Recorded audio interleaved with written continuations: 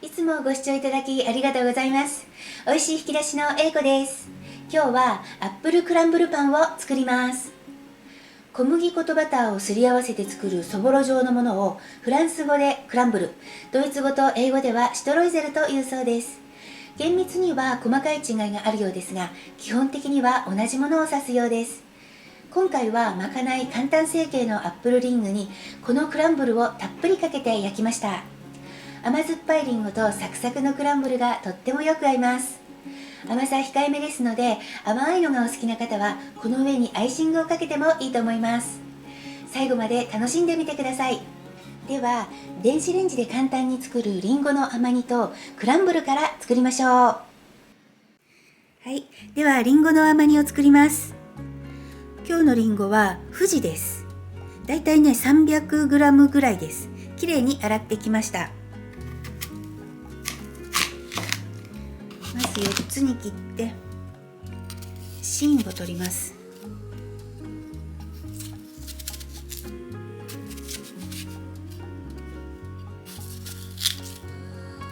そしたら皮を剥きます。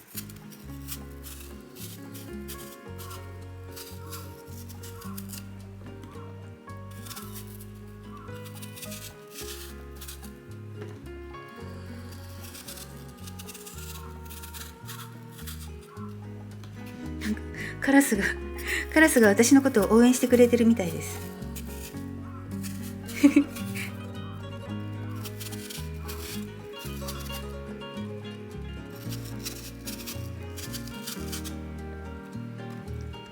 これを半分に切って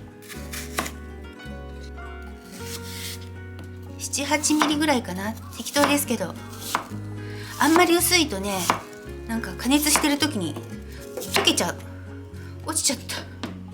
はい、加熱するのにいい容器を見つけましたのでご紹介します。これね 3COINS で買ったんですけど、ビストロヌードル、なんかこの中でね電子レンジでインスタントラーメンを作るそういうお鍋みたいです。すごい軽いやつなの。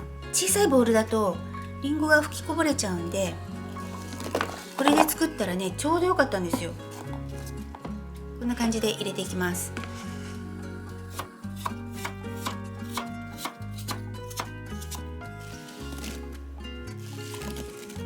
皮を剥いた状態で 230g ぐらいありました。でこの中にお砂糖とレモン汁を加えます。砂糖は好みなんですが、大さじ2杯から3杯くらい、私は2杯ぐらいにしようと思います。それからレモン汁大さじ1杯ぐらい入れます。で軽く混ぜて、砂糖がまんべんなく行き渡った感じですね。そうしたら蓋をして600ワットで3分ほど加熱します。はい、3分加熱してきました。おお、湯気がすごい。こんな風にね水分がいっぱい出ていますね。軽く混ぜて、今度は蓋を取って600ワットで2分加熱します。はい、2分加熱しました。蓋を取った状態で加熱したけど、まだ結構水分が残っています。あと1分プラスして加熱していきます。はい、1分加熱してきました。まだね水分結構あるんだけど、今日のリンゴはすごく水分が多かった。このくらいでいいと思います。このまま冷ましておきます。ではシュトロイゼルを作ります。ちょっとね大きめのボウルを使います。グラニュー糖が 15g、 薄力粉が 20g、 冷たい無塩バターが 10g です。混ぜていきます。前にそぼろのブリオッシュを作った時はフードプロセッサーでねガーってやっちゃったんだけど、今日はそれよりも少ない量で作るので手で作ることにしました。こんな感じでサクサク切って細かくしたバターに粉と砂糖をまぶしていく感じで、粒子を細かくしていきます。もちろんフードプロセッサーでね一気にガーってやっちゃっても大丈夫です。はい、ある程度こんな感じになってきたら、ちょっと時間かかるんだけど 5、6分ねこういう風にやってるとすごく細かくなります。時間がある時に作って冷凍保存することもできます。はい、2分ぐらいねスリスリしたところです。このくらいでいいと思います。お好みの大きさになったらシュトロイゼルは出来上がりです。このような冷凍保存できる容器に入れて、それで冷凍庫で保存します。先ほど作ったりんごなんですけど、粗熱が取れてちょっとね水分も減りました。この甘いのがねりんごにしみしみになった感じです。だけどこの水分はこのままパンに使うとビチャビチャになってしまうので、水分を切っておきます。こんな感じで水分が切れたら、さらにキッチンペーパーでこのりんごの水分をよく拭き取っておきます。でこのジュースも美味しいので、こんな風に容器に入れて、はい、冷蔵庫に入れておきます。では生地を作ります。材料紹介です。強力粉、砂糖、塩、イースト、ぬるま湯、牛乳、溶き卵、練乳、マヨネーズです。材料や分量などの詳細は概要欄をご参照ください。まずイーストの予備発酵から始めます。40度くらいのぬるま湯の中に分量の中から砂糖を1つまみ、そこにイーストを振り入れます。よく混ぜてブクブクと泡が立ってくるまで5分から10分くらいこのまま室温に置いておきます。ただいまの室温は25度です。次に粉類を合わせます。強力粉、残りの砂糖、塩、空気を含ませるように軽く混ぜ合わせておきます。はい、10分経ちました。イーストはこんな感じです。今日はね、イーストの量が少ないので、ブクブクの感じもちょっと少ないです。生地を作るボウルに移します。で、常温の卵です。30度くらいに温めた牛乳、先ほど合わせた粉類、これを半分くらい入れます。大体の量で大丈夫です。混ぜます。よーく混ぜて、このように滑らかになったらこれで OK です。蓋をして10分室温に置いておきます。今日の室温は25度ですけど、25度よりも低くなってきたら暖かいところに置いとくようにしてください。はい、10分経ちました。この中に練乳とマヨネーズを入れるんですが、これは測りながら入れます。まず練乳 12g です。それからマヨネーズは 20g です。軽く混ぜます。そしたら残りの粉を全部入れます。最初はぐるぐる、その後切るように混ぜます。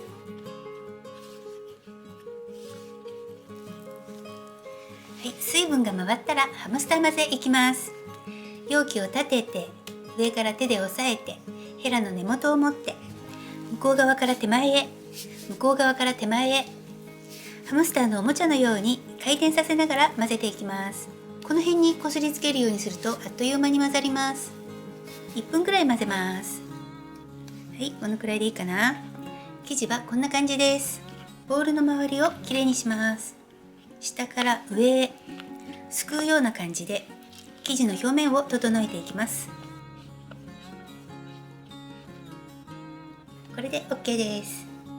蓋をして、ここからは30度から35度ぐらいの暖かいところに20分置いておきます。いつものように熱いお湯の入ったカップと一緒にオーブンの庫内に入れておきたいと思います。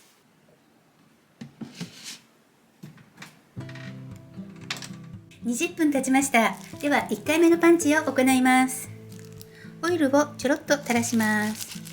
生地の表面と容器になじませます。ひっくり返してポンポンして20回ほど折りたたみます。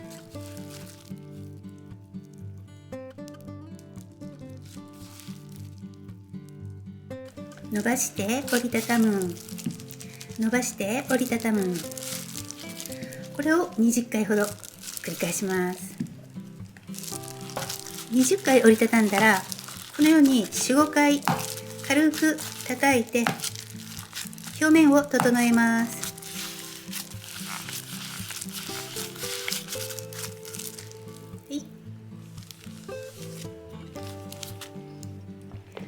蓋をしてまた20分30度から35度くらいの暖かいところに置いておきます。はい、20分経ちました。では2回目のパンチを行います。ひっくり返してポンポンして何回か折りたたみます。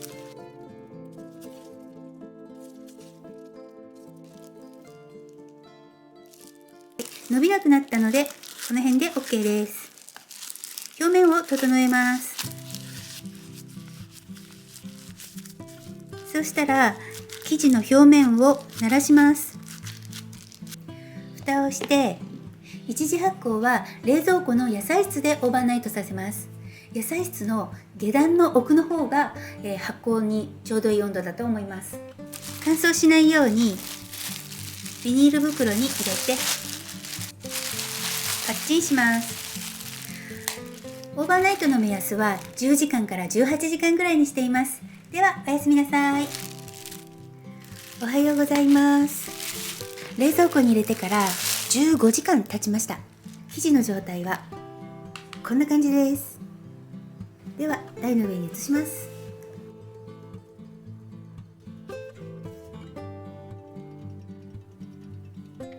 軽くガスを抜いて6分割します。今日は重さを揃えないでこのまま丸めたいと思います。はい、ガスを抜いて引っ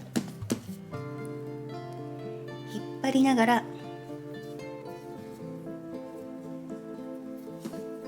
中央に集めていきます。そうするとこの表面が張ります。丸めてこの時底はしっかり閉じなくても大丈夫。丸め終わったら固く絞った濡れ布巾をかぶせて20分ほどベンチタイムを取ります。はい、ベンチタイムの間に型の準備をします。今日使う型はダイソーさんで購入したケーキ丸型6号です。直径がね18センチで200円商品です。でこの上にオーブンシートを敷くんですけど、綺麗にね丸く切ったのと細長く切ったのこういう風にやってもいいんだけど面倒なので、このように型に合わせてオーブンシートを中に入れました。余分なところ切ります。適当で大丈夫。型にねバターを塗ったりとかしてもいいんだけど、これだとスポッて取れるんですよ。とっても便利。これで OK です。ベンチタイムが終了しました。では成形します。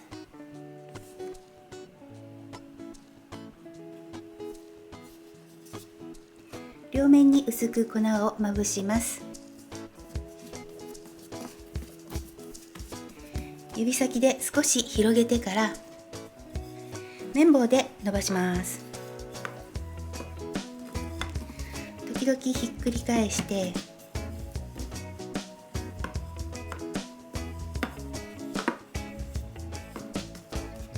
大きさの目安はカードぐらい。まん丸よりもちょっと楕円形にしています。水分をよく拭き取ったりんごを並べます。だいたい1つ 20g ぐらい乗せています。このりんごに水分がいっぱい残っていると出来上がりのパンがべちゃべちゃになってしまうので、しっかりと水気を拭き取ってください。でりんごはこの中心よりもちょっとこっち側上の方に寄せます。で2つ折りにします。2つ折りにするときは下の方がちょっと幅が広めで、上にかぶせた方がちょっと幅が狭めな感じです。少し伸ばしてから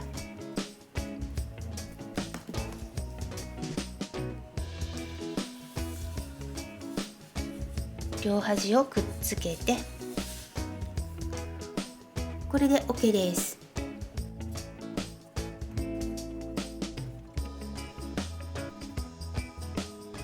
型に入れるときにもう一度ちょっと形を整えながら入れます。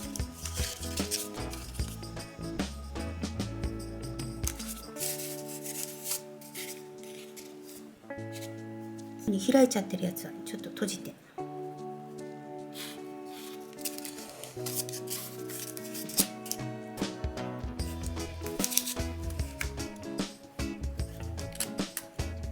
可愛らしく入りました。最終発酵はオーブンの発酵機能を使います。35度で30分くらいから様子を見たいと思います。固く絞った濡れ布巾をかぶせて行ってきます。最終発酵が終了しました。35分で出してきました。オーブンは180度に予熱をスタートさせています。表面に溶き卵を塗るんですけど、ちょっと乾かした方がいいので何もかけないでこのまま少し置いときます。はい、1、2分でもう表面が乾きましたので溶き卵を塗っていきます。こういう端の方も塗り残さないように全体に塗ります。はい、OK です。一番最後にシュトロイゼル、そぼろを振りかけます。これね、冷凍庫で保存してあったものです。こんな風にね、ほらパラパラなんですよね。どのくらい保存できるんだろう。2、3週間ぐらいで使った方がいいと思いますが。で、これを振りかけていきます。一度ね、全体にかけたんですよね。そしたらなんかブツブツして気持ちが悪くなっちゃったので、今日はこの端っこの方だけにかけることにします。多めにかけたいと思います。この量はお好みです。そぼろは少し残りますけれども、食パンに乗っけてオーブントースターで焼いて食べても美味しいみたいです。そういう記事を見かけました。はい、これで OK。 では180度で18分から20分ぐらいを目安に焼いていきます。はい、焼き上がりました。180度で20分焼きました。は